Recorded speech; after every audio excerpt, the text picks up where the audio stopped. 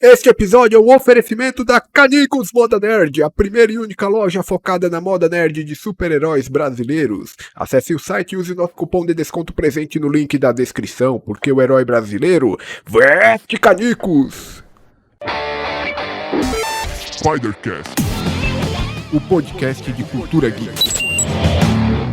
Saudações, sejam bem-vindos a mais um episódio do Spidercast.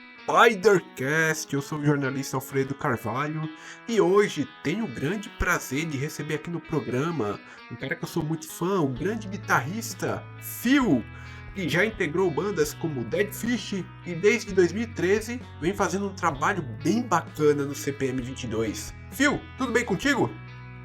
Fala, Alfredo, beleza? Todo mundo aí da Spidercast, prazer estar aí trocando uma ideia com vocês.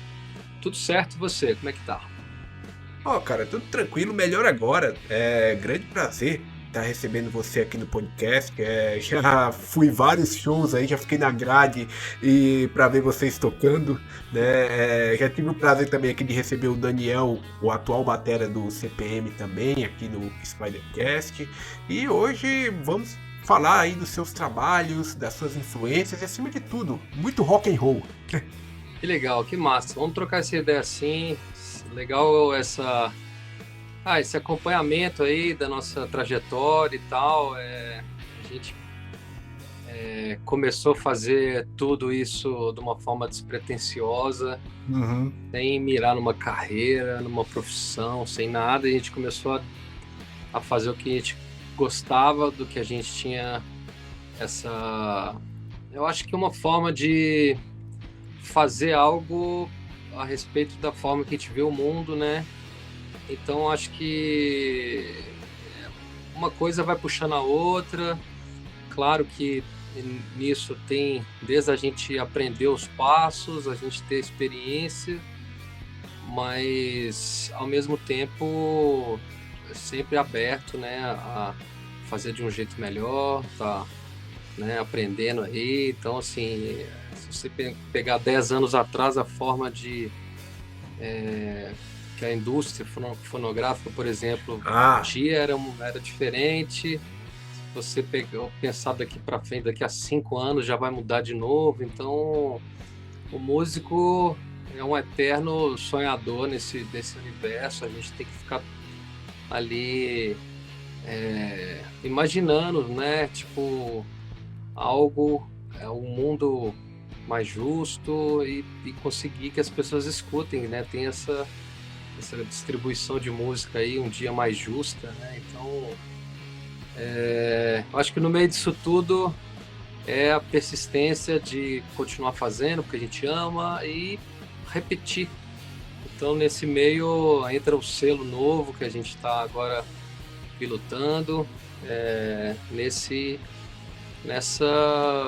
eu acho que, né, nesse sonho também, que é de deixar para trás alguma coisa relevante, não só os shows, os discos que a gente já fez, mas pensar num ambiente mais coletivo, onde as bandas se ajudem e que a gente consiga retribuir passando alguma experiência, seja produzindo, seja fazendo distribuição hoje em dia digital, né? Então é isso, a gente sempre aí a fim de dar cara a tapa, ao mesmo tempo, né, de se manter aí como músico, como hoje em dia agora também inventador de moda, né? Não vou nem falar empresário, que é isso, montar um selo.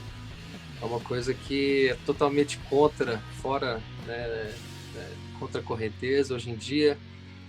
Mas é isso, é uma coisa de um universo que a gente quer chegar um dia, de tudo estar mais... de ter um intercâmbio mais justo entre as bandas, tá todo mundo se ajudando ali, como começou, né? Dependendo ali das bandas se unirem. E com isso, o público também, né? A gente vive num ambiente onde o público é xiita, né? Não, você não gosta da banda, então nem vou ver o show, eu vou sair fora e depois eu volto na outra banda, que essa banda é uma bosta. Então a gente tem essa competição dentro, né, cara, que é triste, assim, infelizmente, porque a gente, desde como banda ou como público, é algo que a gente quer fazer até ficar surdo, mas tem a diferença e cada um é igual ao outro, de certa forma, não tem ninguém melhor do que o outro, não, cada um é diferente e a diferença é legal. A forma, Cada um passa a sua mensagem, né? cada um faz de um jeito e a gente é músico, então o cara no sertanejo lá, ou no pagode é semelhante a gente não pode ser contra esses caras. A gente tem que ser, sabe, ter uma semente mais construtiva, mais positiva, e eu acho que nesse mundo atual, com todo mundo, sabe, tentando achar o defeito do outro para fazer lacração, esse tipo de coisa, de ódio gratuito, de todo mundo é coach, todo mundo tem uma solução para tudo, tem uma que é legal, que traz a internet, traz essa condição, né, da gente se comunicar e se, né, pensando nisso, unir e na verdade a gente vai se polarizando, vai ficando cada vez mais em nichos, né? Sim. E a música é uma arte mesmo que sempre permitiu essa mudança, né? Então, é uma forma da gente conseguir pensar e tocar com a mensagem da parte social que a gente vive, da parte política, acho que da parte também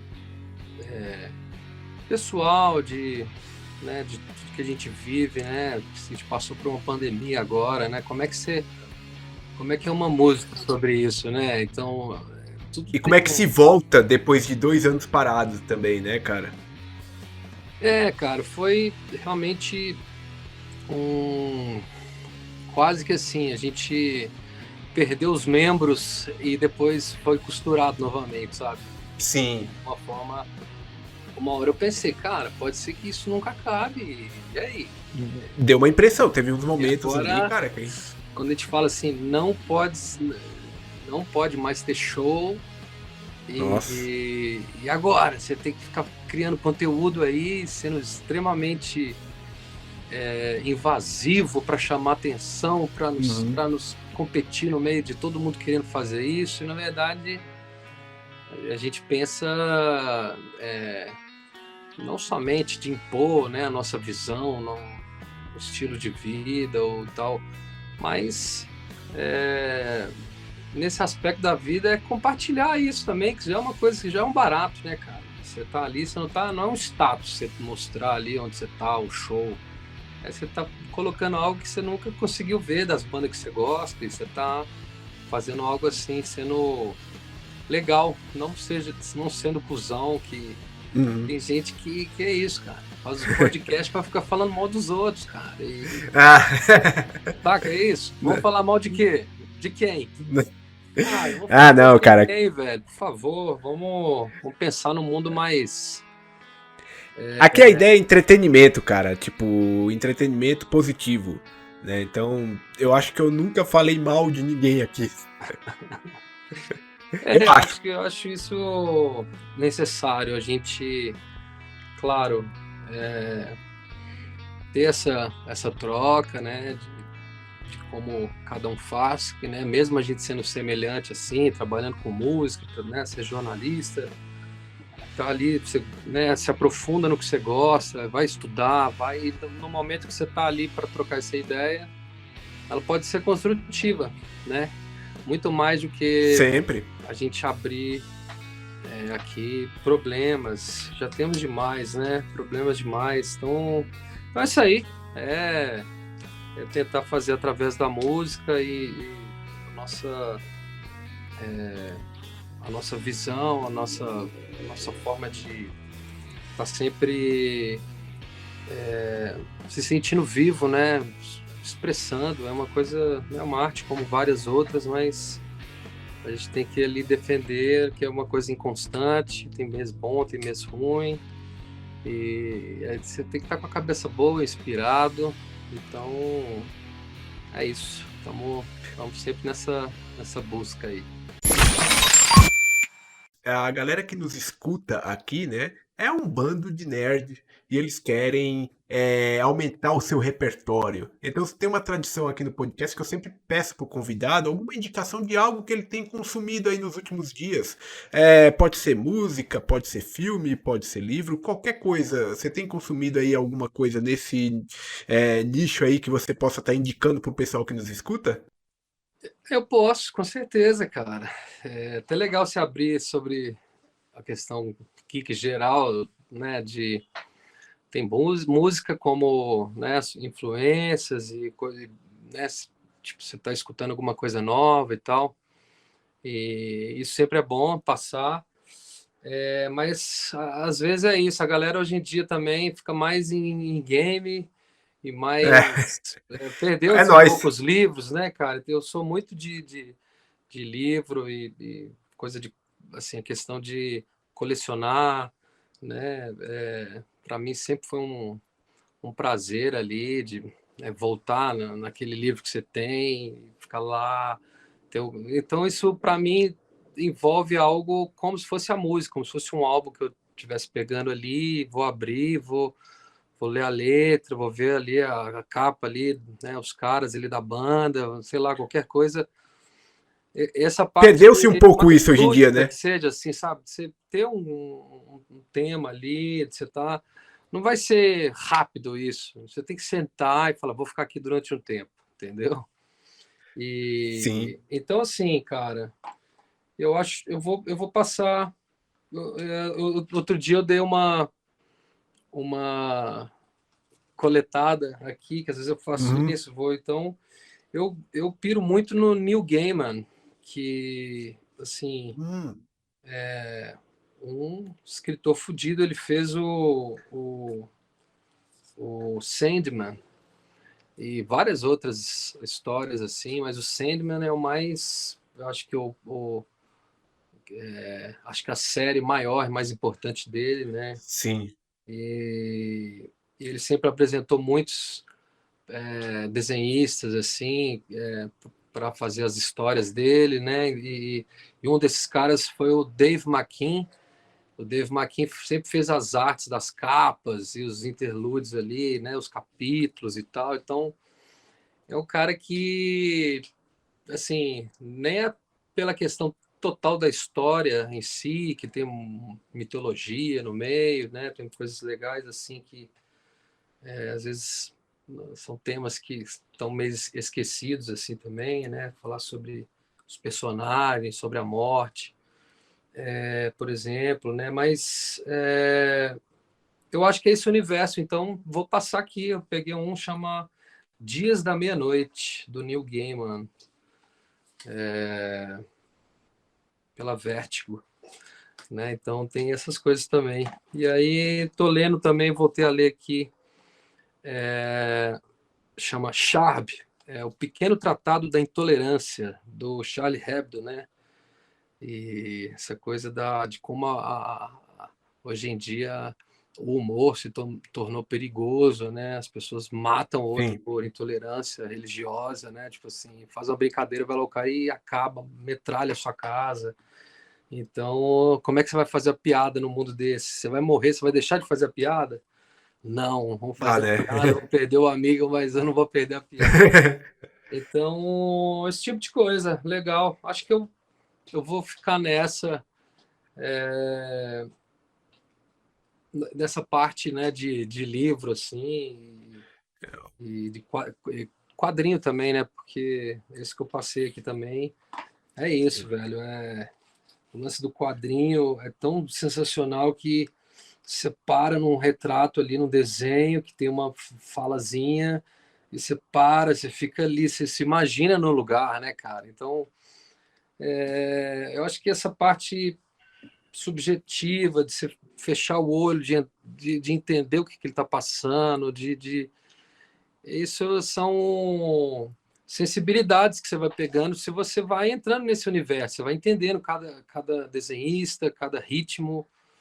Então, eu sempre pirei nesse universo. Leiam Sandman. Teve uma série recentemente, uma adaptação dele, né? Que eu sei que não Rolou. ficou muito boa, É, mas eu não assisti. eu não curti muito, é muito diferente do da série de quadrinho, né? Assim, mas é legal, é isso. É igual você pegar um filme e o livro. Quem lê o livro antes vai preferir o livro, porque você cria Sim. você imagina o universo seu ali, você interpreta da sua forma. Não é assim. É assim, você está vendo e é daquele jeito. Você não consegue pensar que é outro jeito, mas quando você está lendo, você imagina o seu, a sua Sim. referência, né? Então, bem, é uma coisa eu acho que nós está falando de não é cabeçuda, é de sensibilidade de histórias dessa forma, né? Que é também uma arte forte, né? De se contar uma história ali com desenhos e com é sensacional, cara. E a música, de certa forma, a gente tenta fazer isso. Essa música é sobre o quê? Essa música é sobre intolerância. Qual que é o tom dela?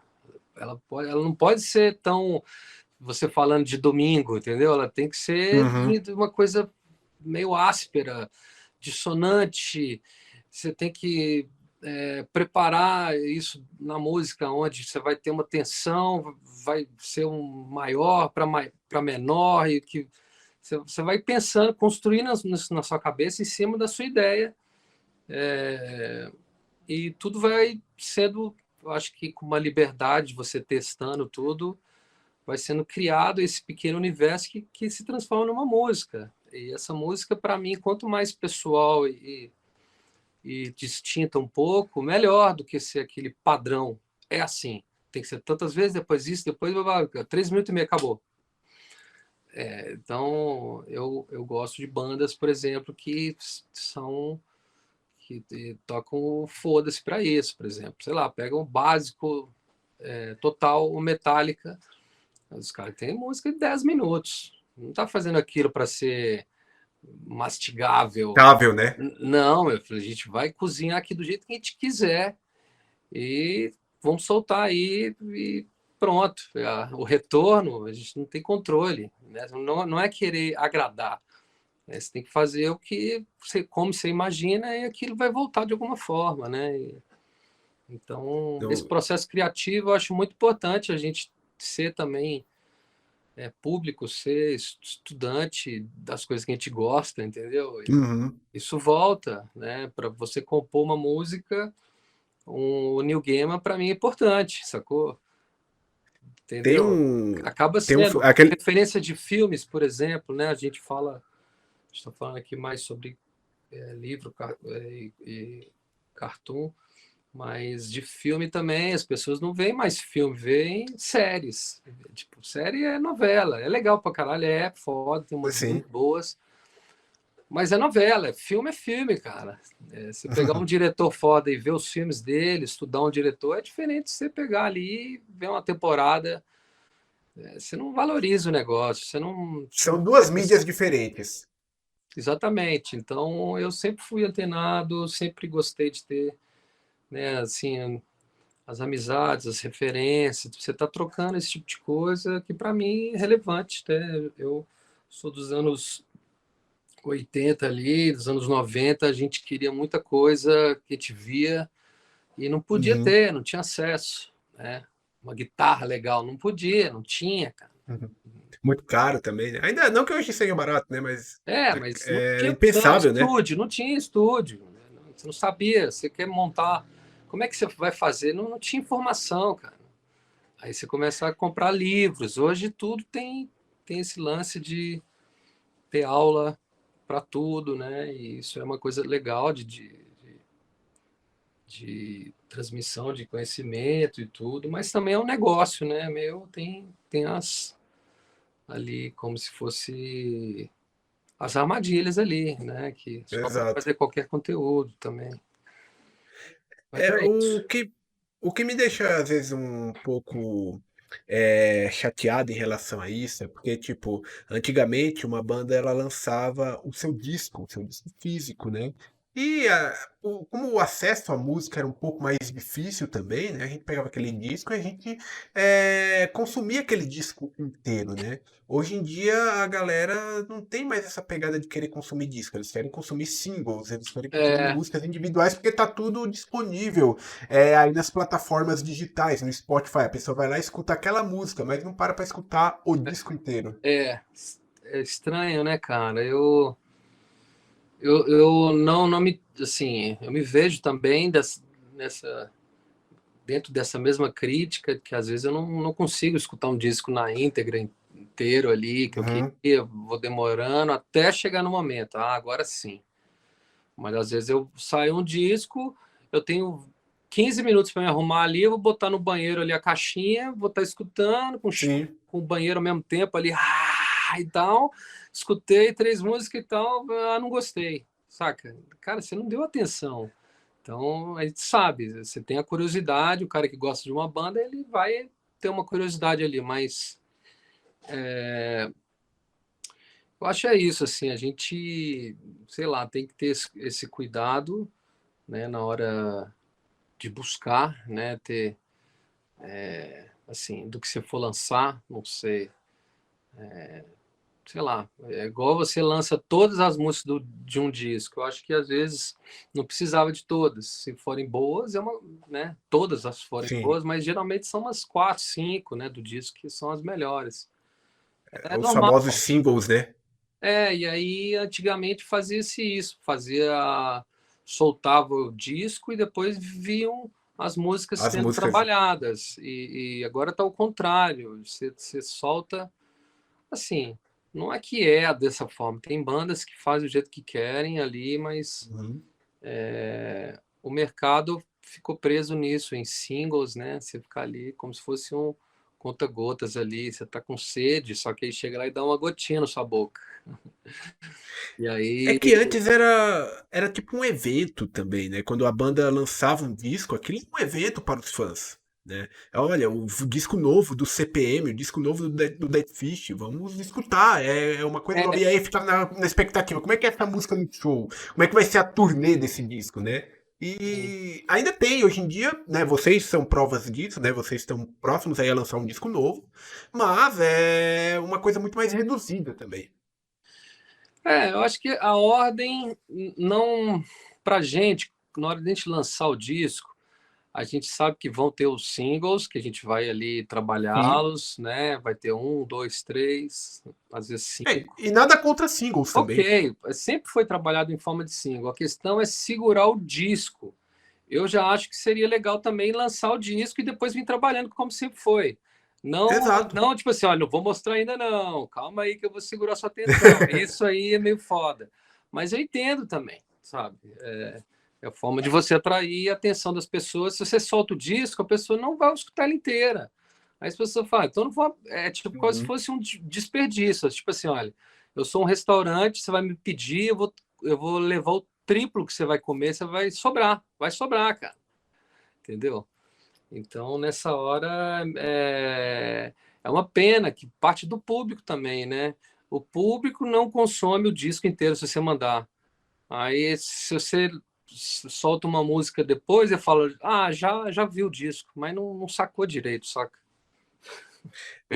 E antigamente Complicado, também. cara. É uma coisa humana, assim, não dá para entender muito. Infelizmente. Eu lembro que antigamente acontecia umas coisas que, tipo, as bandas que eu escutava, elas lançavam aqueles discos, e aí, tipo, você via assim um disco inteiro, eu achava foda pra caralho, o disco todo.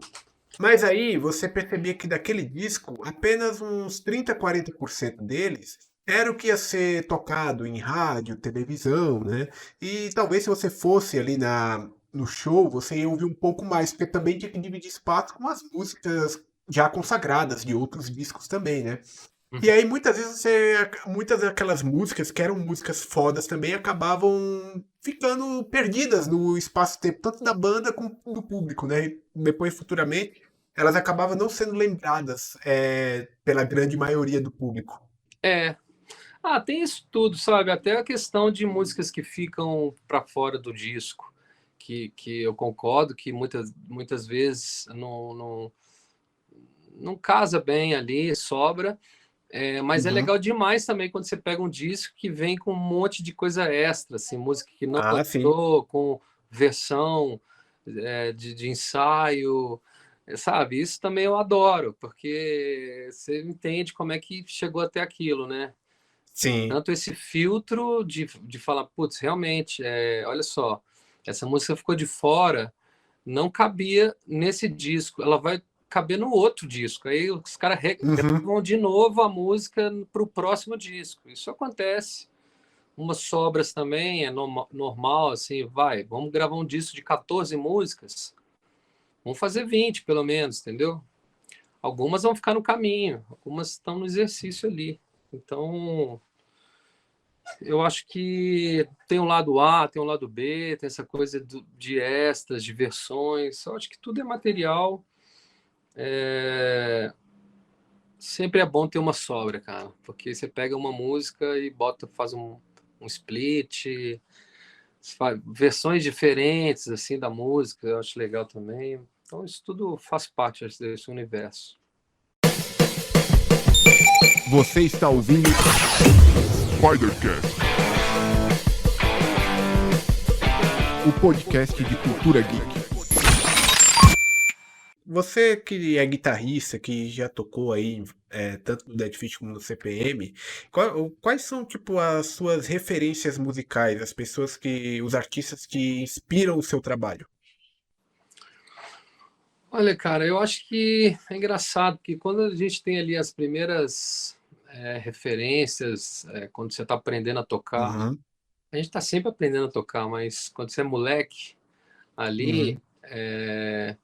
eu tinha, assim, um pouco dessa questão misturada de punk, de hardcore, um pouco de metal, de thrash, né? Então, assim, eu acho que como referência guitarrística, eu tive bem forte, assim, que seja, do o guitarrista do Dead Kennedys, o East Boa. Bay Ray, eu acho bem foda. O cara, ele tinha uma linguagem também mais crua, com mais efeito e tal, sabe? Tem uma sonoridade própria. Depois o Stephen Edgerton do Descendants, do Wall, um guitarrista também que eu sempre pirei. O Brian Baker do Bad Religion, um guitarrista, Bem, lógico, né? Super referência. E, cara, assim, para mim, as maiores referências também é o Ian MacKaye do Fugazi, né, do Minor Threat também, como uhum. umas coisas de guitarra, de barulhinhos e de coisas sempre. Então, assim, eu acho que são as mesmas lá de trás um pouco, você não supera isso, não vem outro. Lógico que eu fui também estudando, né, por exemplo, Brian Setzer na guitarra, assim, do Stray Cats, para mim é um dos maiores de todos, fudido pra caralho, mas gosto de algumas outras referências, não só com rock também. Gosto muito de ska, de reggae, flamenco, por exemplo, tem uma mínima referência, tipo Paco de Lucia, eu piro Paco de Lucia. Mas é uma coisa que você vai somando algumas referências para fazer o que você gosta. Você tem que cumprir algumas coisas de tabela ali. Palhetada tem que ser assim, blá blá blá, o amp, blá blá blá, guitarra.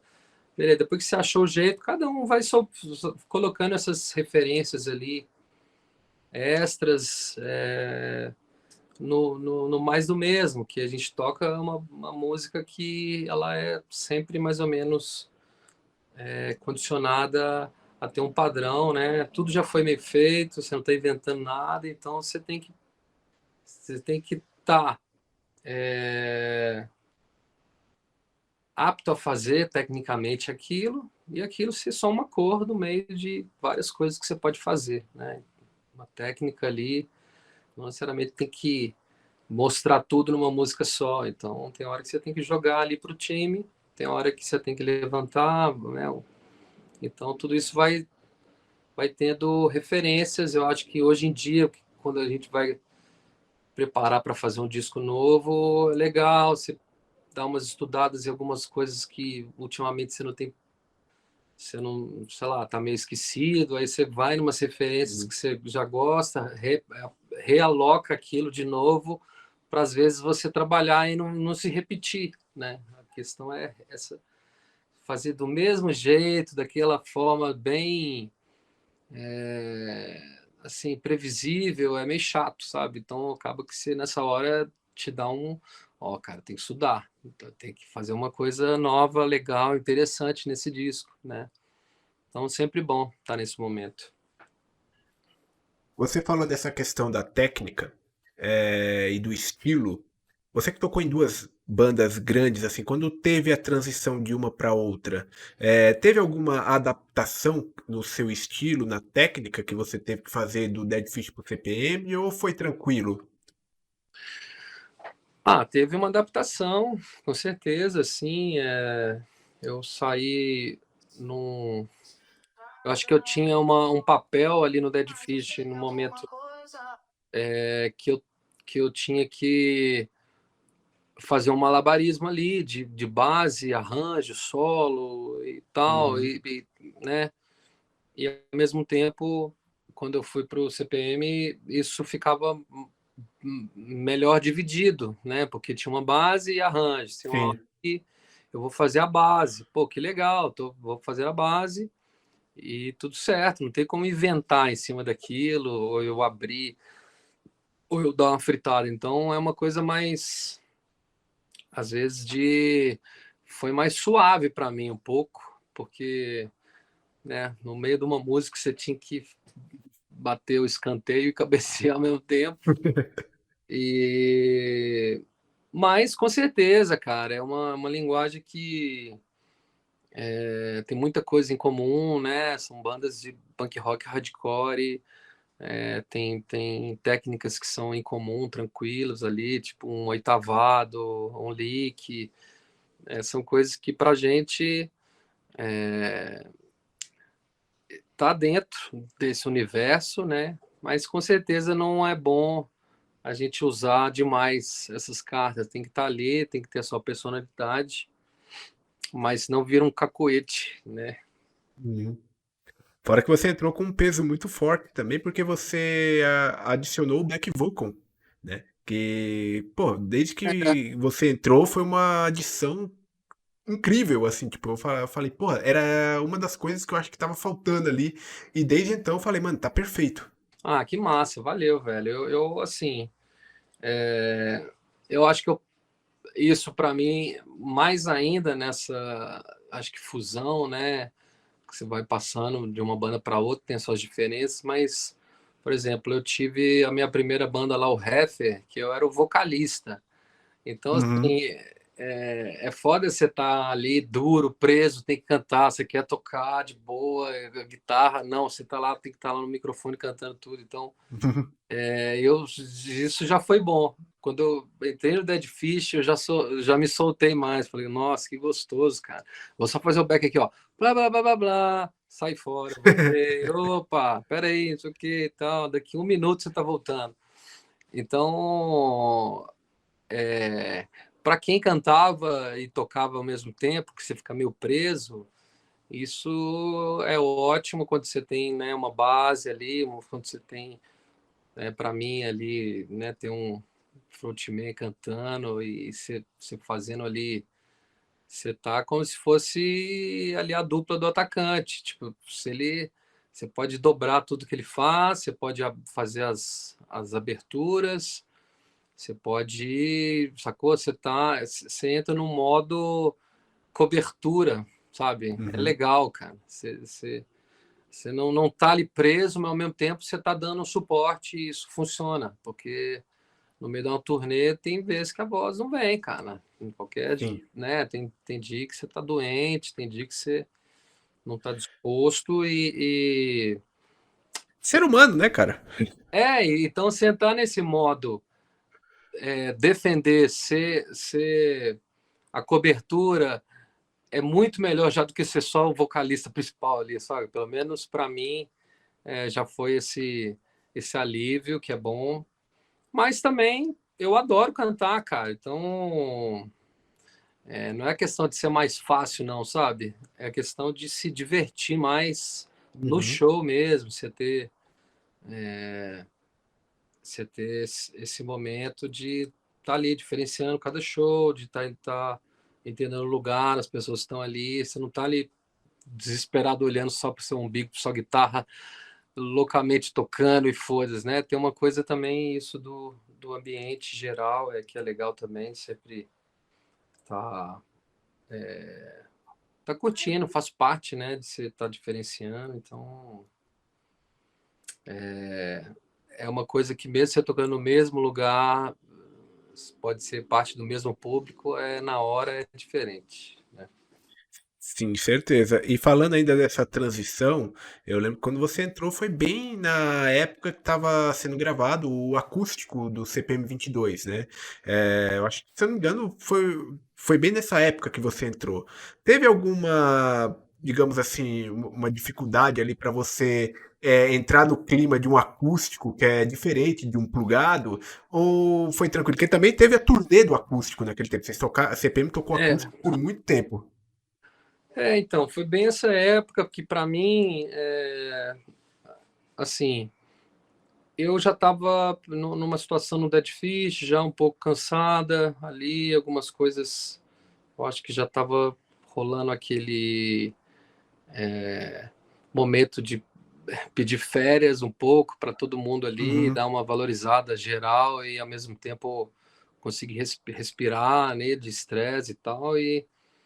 E então, 6 meses antes assim de eu sair, a gente já ficou ensaiando esse acústico que o CPM me convidou para ser um músico especial, né? Ali de estar somando, Você saiu porque convidado, né? eu fui convidado, como teve o Ganjamin, que tocou também, né?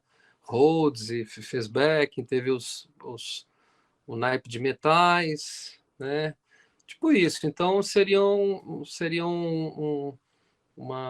violão extra a mais.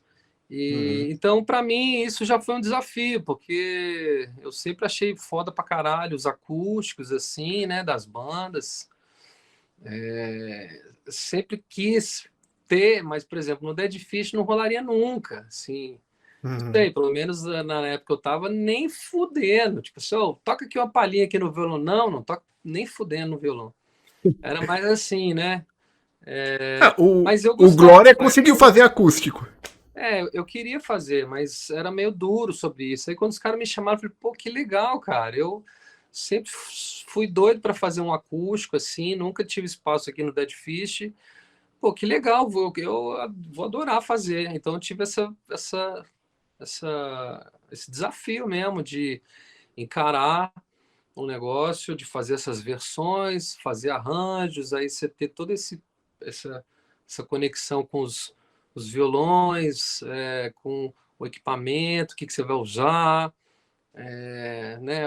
Tudo isso você tem que entrar num universo ali que é totalmente diferente da guitarra, do seu amp ali. Então, foi muito legal. Então, quando a gente ficou ali ensaiando uns 6 meses, estava sentindo em casa, ó, faz aí os seus arranjos, cara, fica livre para você tocar do jeito que você imagina. Isso também ajuda, né? Você ficar ali, você ter uma liberdade maior. Mas aí então entrou nessa época e foi muito bom, cara, muito prazeroso ali. Foi muito legal, assim, eu fiquei muito feliz. E só que foi isso, a gente gravou um DVD e pronto, né? Basicamente foi isso e eles iam entrar em turnê depois, tá tudo certo. Mas eu não, eu fiquei de fazer só o DVD.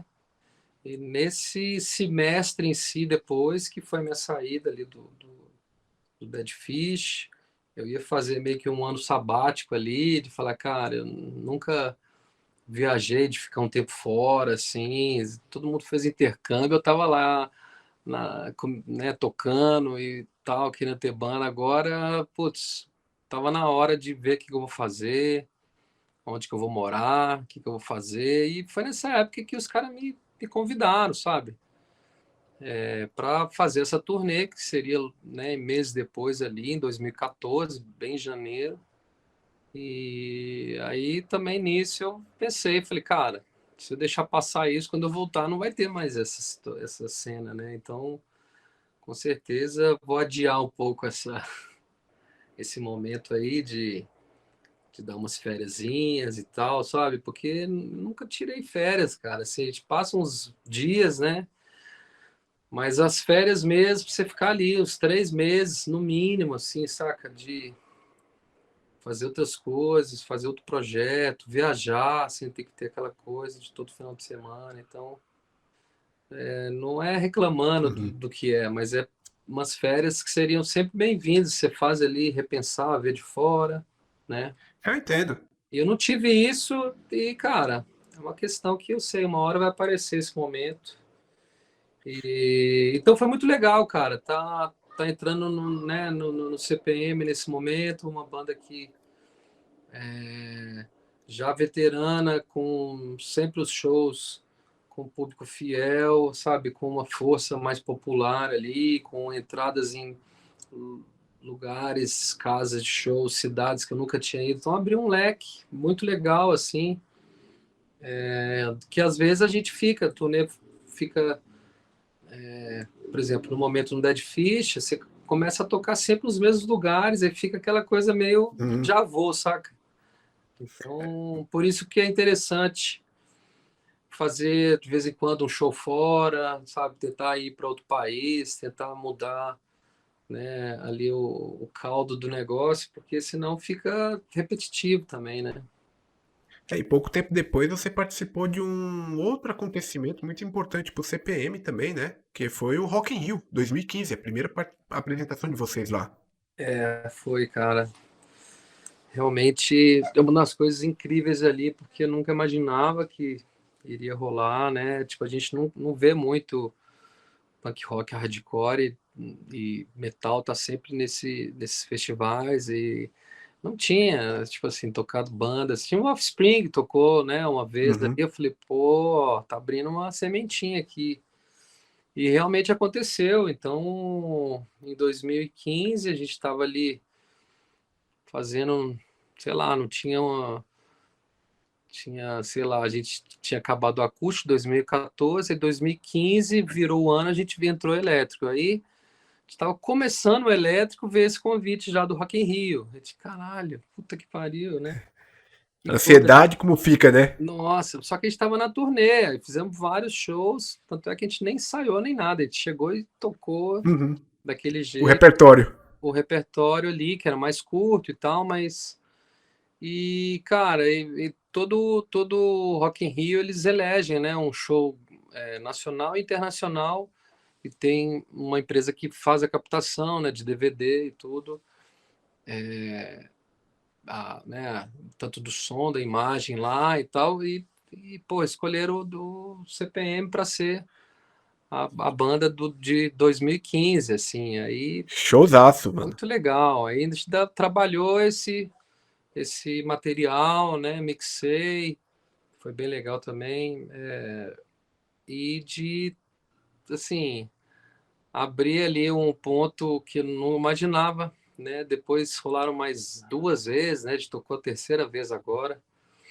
Mas Teve aquela segunda vez que foi com o Raimundos também, que foi bem legal o encontro. foi com o Raimundos e agora só a gente, que fez com o Sérgio Brito também, fez uma participação. Mas, cara, basicamente quando você não fez ainda o lugar, fica distante demais. Depois que você faz uma vez, nem parece que foi distante, né? Tipo, mais uma vez, não, cara, é o Rock in Rio e é os festivais maiores do mundo e que a gente via lá, a gente começando a tocar os nossos shows lá para 50, 80, 200 negros ali em algum lugar e você nunca imaginava tocar num lugar desse, cara. Então, nessa hora, eu acho que o hardcore venceu um pouco, de certa forma, se sentir ali que estava representando ali amigos, bandas, de certa forma, que isso vai abrir caminho para eles aí.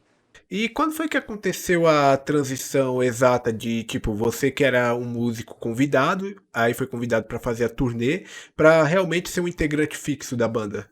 Cara, foi assim, na turnê acústica, a gente estava fazendo meio que um teste, assim, né?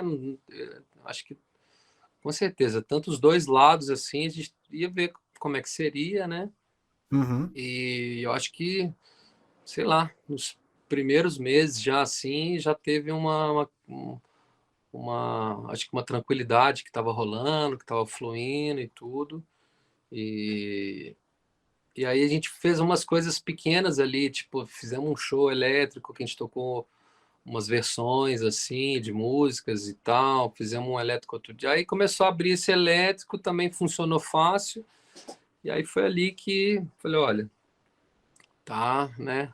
Uhum. Eles falaram que a porta tá aberta, então legal demais.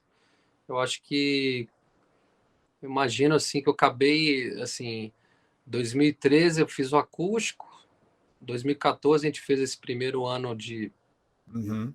de turnê acústica, mas também era um teste, né? Pra gente ver se seria legal. Então, 2015 que acho que rolou de fato mesmo.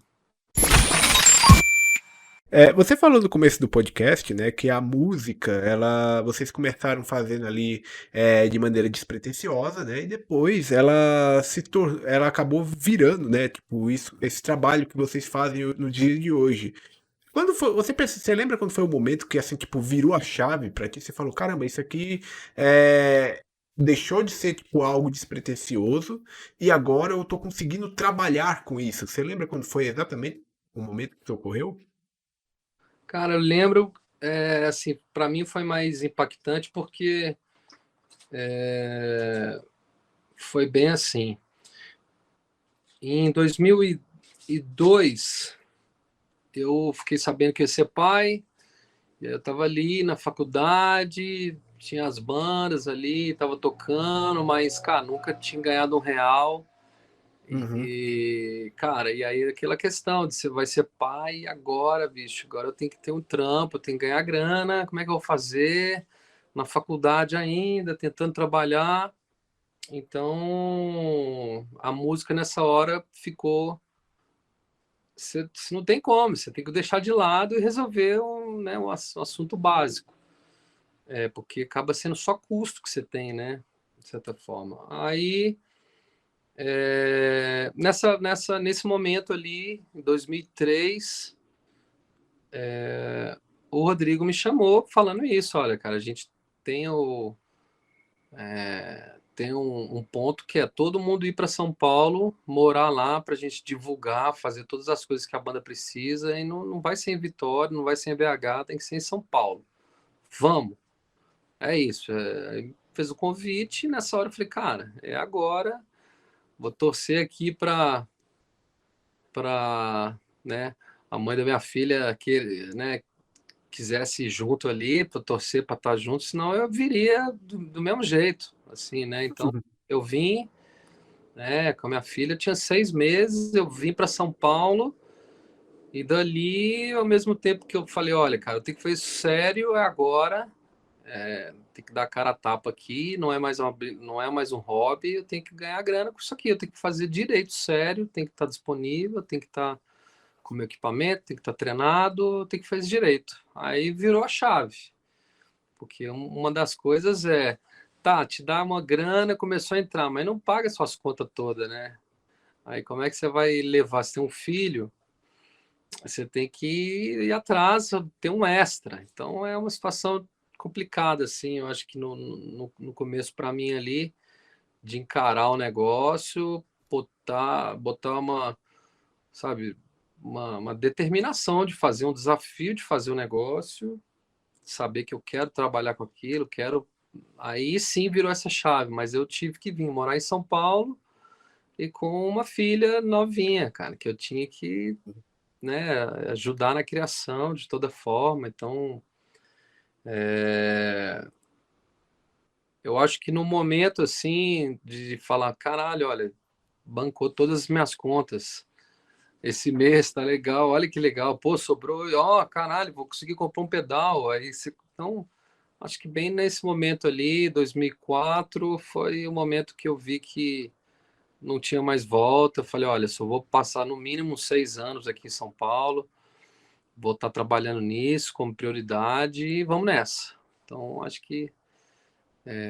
Não dá para você fazer meio brincando com outras coisas ao mesmo tempo, Uhum. tendo um trabalho que você tem que estar lá às 8 horas da manhã todo dia. Não vai dar, cara. Vai bater, entendeu? Você pode começar, mas uma hora você vai ter que escolher um caminho, né? É, ainda mais com com uma agenda de banda, né? E vocês, tipo, mesmo naquela época, né? Todo final de semana, praticamente, você tinha que estar Na lá estrada. disponível. Sim, sim, sim. Então é isso, cara. Eu acho que para fazer você tem que estar realmente. Eu acho que conta você ser mais novo também, que você aguentar mais Uhum. porrada, certo? Mas se saber, cara, que antes de você começar a cobrar, a realmente valorizar essa troca, de se tocar e ter um cachê e tal, cara, são muitos anos pagando para fazer isso. Não tem como você começar e já querer achar que você já vai ganhar, cara. Porque você tem que fazer um monte de show de graça, você tem que bancar o estúdio desse tempo todo que você estiver fazendo. Não vai ter entrando dinheiro na banda, então você tem que se bancar. Por exemplo, comecei a tocar em 95, e aí em 2005 isso foi acontecer, entendeu? 10 anos 10 anos tô depois. voltando, colhendo fruto. Mas se eu não tivesse feito lá em 95, sacou? Eu não ia dar essa seriedade do que eu tava fazendo ali, sabe? Então tem que se jogar mesmo. No início é complicado, mas, cara, se você não chegar no lugar, na casa de show, tocar lá e tocar de graça, se arregaçar no show e o cara te convidar e te dar uma bilheteria na próxima, se você não fizer assim, você não toca, cara. Entendeu? Então, eu acho que é importante isso também, não é valorizar, não é questão se você é muito bom profissionalmente ali, se você é técnico, você toca pra caralho. Cara, a vida na estrada não é fácil não, bicho. Tem músico que toca, que é professor, que fica ali no, tipo, né, no consultório ali que seja. Tem Uhum. músico de estúdio, tem músico de estrada, tem músico, sacou, né, que não é de turnê, sacou? Turnê é difícil, cara. Não é para todo mundo, não. É, no, Então, não é querendo se diferenciar aqui, mas a gente mesmo, a gente sofre, tem vários momentos, você não quer estar na estrada e tá lá, e são escolhas, né, cara? Uma hora que você tem um aniversário, uma festa, um velório, essas coisas, você queria estar, mas não pode, cara. Porque, né? Então não é fácil, não. Mas é isso, a gente acho que condicionado a. Não é ser cabeça dura, mas é até a gente não aguentar mais, saca? Quando eu tiver a orelha, não tiver surdo e poder tá ali tocando, vamos fazer, cara. Então a gente vê já alguns ídolos mais velhos, assim, bandas com os tiozão lá, os vovô tocando, tá vendo? Ó, dá para chegar. Claro que não você- é você tocando aquela coisa, você dirigindo até Porto Alegre com a banda ali e sem ninguém, sem equipe, não dá mais para fazer. Chega uma hora que você vê que não dava para imitar mais como você Uhum. começou, né? Não dá mesmo. Eu acho que foi o Badawi que eu vi falando nas redes sociais esse ano. Teve um dia que parece que vocês fizeram 3 shows num dia só. É, Em locais diferentes. tem isso, cara. De dois já aconteceram várias vezes, mas o três é meio isso. 4 shows em 3 dias, sabe? É Então, é cansativo. porque você vê, tem muitos músicos assim, até coisa de pop assim, que chega e faz 10 shows, mas toca lá 5 vezes a mesma música e vai embora para o outro. Não é um show Um assim, repertório de completo, né? repertório completo, no mínimo 1 hora e meia de show, né? Então, realmente, cara, essa coisa do cansaço, cara, bicho, é foda, não é mole não, cara. Tem uma hora que você vai lá, você tem que poupar, né, um pouco. Mas faz parte, ainda mais depois da pandemia, o que entrasse a gente estava Uhum. enfrentando, sabe? Vocês fizeram até shows para aquelas plateias de carros, né? Que o pessoal ia assistir o show dentro do carro na época da pandemia. Aliás, foi o primeiro show do Daniel, né? Com o Ali. Uhum. Foi uma situação estranha, porque era um drive-in de carros no Allianz Parque aqui, uma noite fria pra caralho, todo mundo rachando de frio, e era isso. E você tocava ali e os carros na frente ali piscando farol, com o para-brisa mexendo e buzinando, né? Então, é o que a gente conseguiu fazer naquele momento, né, cara? Muito bizarro, né, velho? É coisa que, se você pensar, hoje ninguém tá nem aí, mas um tempo atrás, cara, olha, É, olha o apuros que a gente tava, né, cara? não, é quando, tipo, depois que a gente tava com 2 doses já da vacina, isso em 2022, que foi quando as coisas começou a voltar ao normal aos poucos, né? A gente já tinha tomado, sei lá, 2, 3 doses da vacina, mas mesmo as coisas voltando ao normal, eu pelo menos tinha essa insegurança de ir nos lugares, de ir em eventos, porque, sei lá, a gente passou tanto tempo com isso, né? Que a gente ficava um pouco receoso de ver aquela aglomeração e tudo. Hoje é normal, pelo menos hoje eu não tenho mais medo, né? Mas, tipo, acho que você também deve ter passado por isso em algum momento, de tipo, olha, tá, acabou a pandemia, mas eu ainda tô ainda meio cauteloso aqui. Não, a gente passou por algumas situações da volta da máscara nos voos, né? Sim. Tipo de coisa. Eu acho, cara, que essas coisas a gente aprendendo e observando também, que como que a ciência e a fé se repelem ainda. Um Uhum. dia, como tem gente que realmente não tem senso coletivo nenhum, esse Verdade. individualismo, né? Então o cara se acha, não vou de máscara e chega lá e ainda arruma uma briga e Ah, mata o cara que ele tá armado ainda, né? Então a gente vê essa questão, né, do que foi essa intolerância da galera armada, a galera completamente. Falo, a Luca das ideias. falo também de um momento político, óbvio, mas de um, sabe, de uma ignorância gratuita tão perversa, forte assim, cara, que você vê, putz, será que tem salvação ainda? Você vê, né? Pô, uma coisa é a parte social num país de terceiro mundo, questão de uma miséria, você pensar, outra sobre essa parte de ecologia, né, de ataque a índio, ao desmatamento. Esse cara foi juntando tudo de um jeito tão complicado, cara. Acho que de longe foi a fase da vida mais desafiadora, né? Assim, pra gente. Uhum. O que que a gente vai fazer, cara? Como é que eu vou suportar todo dia? Era difícil, né, cara? E então acho que o vendo disso é tirar uma coisa boa.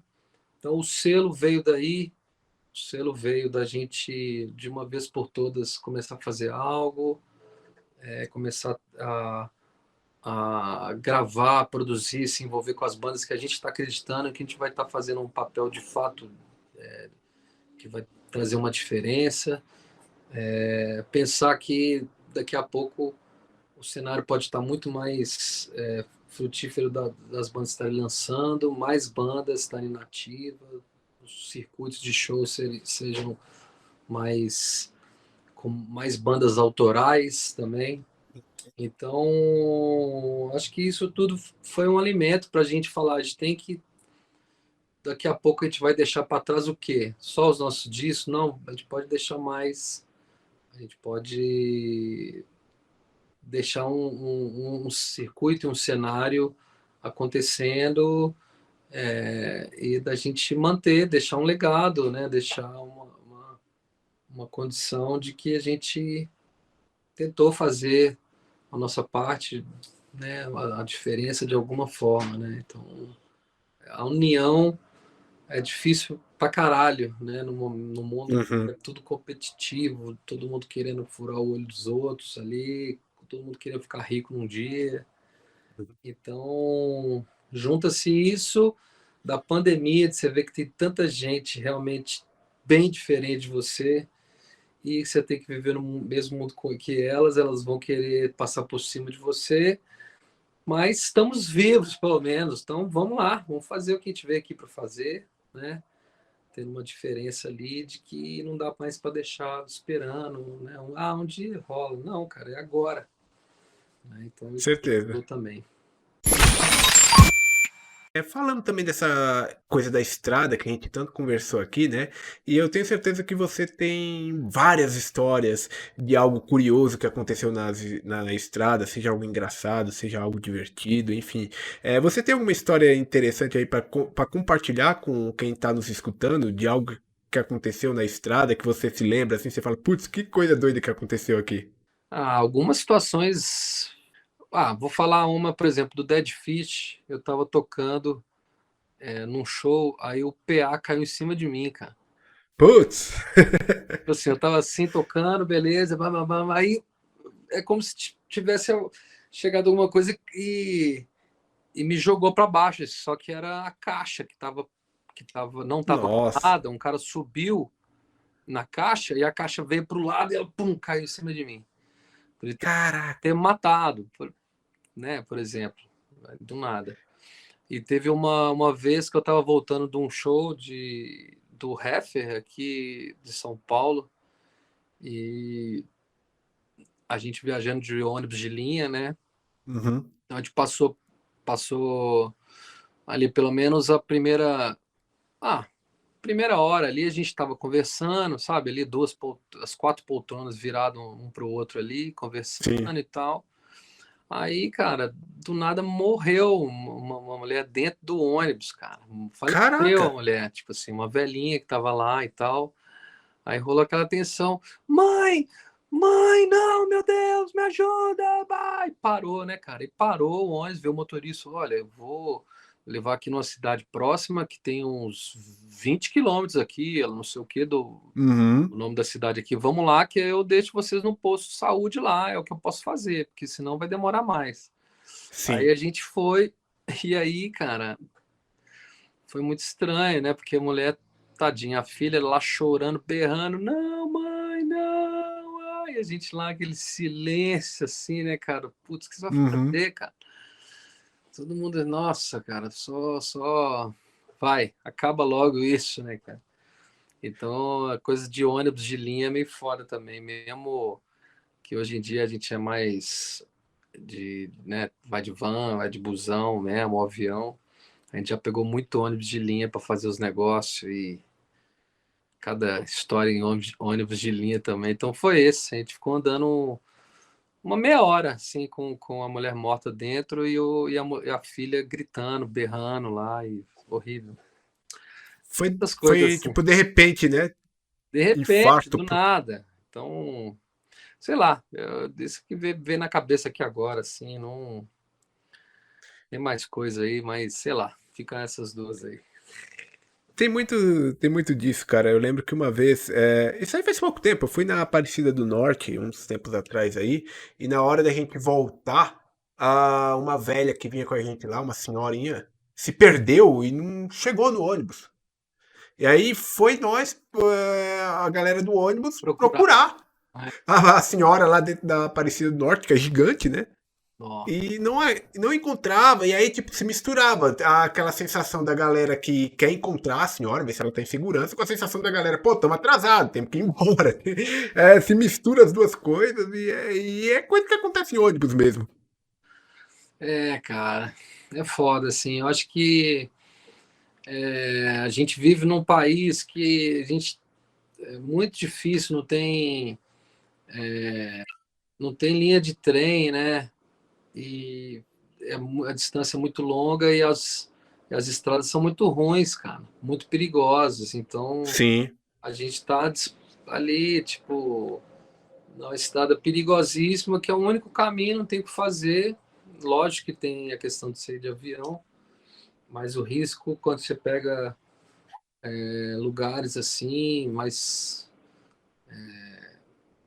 assim, para dentro dos estados, né, saindo das Uhum. capitais, o negócio Brasilzão mesmo é outro, cara, do que as capitais, que a galera tá ali.